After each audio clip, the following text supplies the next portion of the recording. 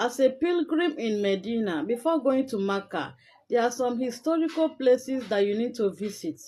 Among them, they are of high spiritual benefits, not just in this world alone, but in the hereafter. Among them, you have the Prophet Mosque, Masjid an-Nabawi. When you're in the Prophet Mosque, if you pray in the Prophet Mosque, you're going to have a reward of 1,000 reward if you prayed in the Prophet Mosque. That was what the Prophet Sallallahu Alaihi Wasallam said, except the mosque in Makkah. So when you enter the Prophet Mosque, enter with your right leg. Make your supplication of entering the mosque. If possible, you're going to pray in Rawdah. Okay? You are going to pray in Rawdah. He made mention of Rawdah that Ma bayna bayti wa minbari Rawdatun min Riyad al-Jannah.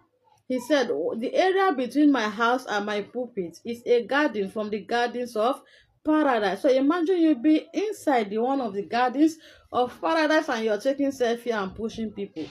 That is what most of you use. So they keep pushing people because you want to have access to enter Rawdah. It's not allowed. It's what? Haram. You get it.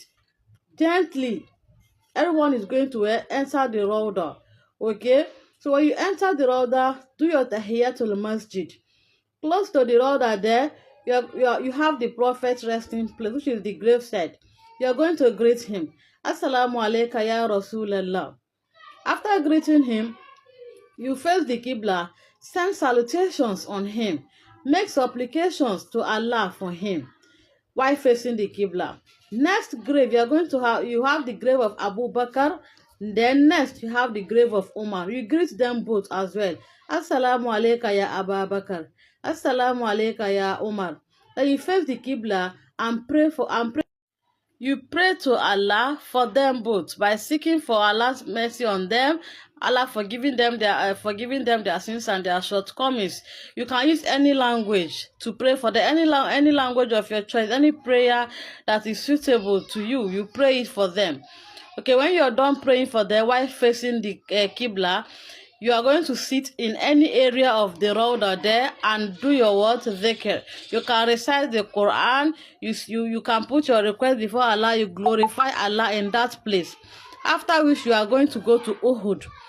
Uhud is the place where the battle took place after the battle of Badr, where the Prophet's uncle Hamza was killed. The Prophet made mention of the mountain in Uhud. He said, the mountain in Uhud loves us, and we also what? Love it back. So there are some martyrs that were killed in Uhud there. Among them you have Hamza, like I said before, and 70 others that were killed. So the Prophet used to go and visit them time to time and make prayers for them. And this is the prayer. Assalamu alaikum. Ahl al-diyari. Min al-mu'minina wal-muslimin wa inna insha Allahu bikum lalahikun nas'alullaha lana wa lakum al-afiyah. You do this prayer for them, you live there. Then next you are going to go to Quba. Quba is the place where the Prophet Sallallahu Alaihi Wasallam stopped when he was coming to Medina. It's an outskirt of Medina. And he built the first mosque in Islam, known as the Masjid Quba. So he said, whoever prayed in that Masjid Quba, we have the reward of those that perform Umrah. And what is the reward of Umrah? Kafaratun lima bainahuma. So as a pilgrim, while still in Medina, as a pilgrim, while in Medina, you're already having the reward of those performing Umrah even before you head to Makkah. After that, you go to where? Qiblatain. Qiblatain is the place where the direction was changed from Jerusalem to the house of Allah, which is the Kaaba in Makkah. Okay, the Prophet received revelation in this particular mosque that the Qibla is no longer facing Jerusalem. He should change to where? To Kaaba, the house of Allah in Makkah. That is the Masjid Qiblataini. So those praying change their direction without breaking their prayers. Okay, you must not break your prayers before you can correct the direction of your prayer. You can just change and continue your prayer. After that, you now go to Bakia. Bakia is the gravesite in Medina where lots of companions were buried, and the families of the prophets, most of them.